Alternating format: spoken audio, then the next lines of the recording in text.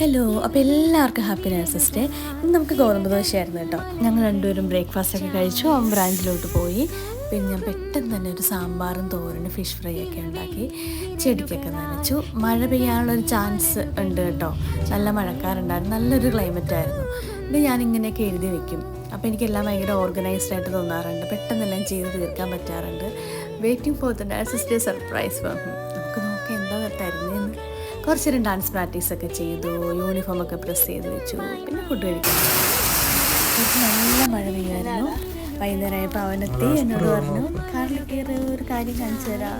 അത് നോക്കിയപ്പോഴത്തേക്കും ഫേവറേറ്റ് ആയിട്ടുള്ള കുറേ കളേഴ്സിൽ കുപ്പിവളകൾ, അതും ഇപ്പോഴത്തെ ട്രെൻഡിങ്ങിൽ പോണ റെയിൻ ഡ്രോപ്പ് ബാംഗിൾസ്. ഭയങ്കര ഹാപ്പി ആയിരുന്നു കേട്ടോ. അവൻ എന്നെ ഓൾറെഡി നഴ്സസ് ഡേ ഒക്കെ വിഷ് ചെയ്തെങ്കിലും എൻ്റെ മനസ്സിൽ ഭയങ്കരമായിട്ട് ആഗ്രഹമുള്ള ഈ ഒരു കാര്യം തരുമെന്ന് ഞാൻ ഒരിക്കലും വിചാരിച്ചില്ല. I was so happy.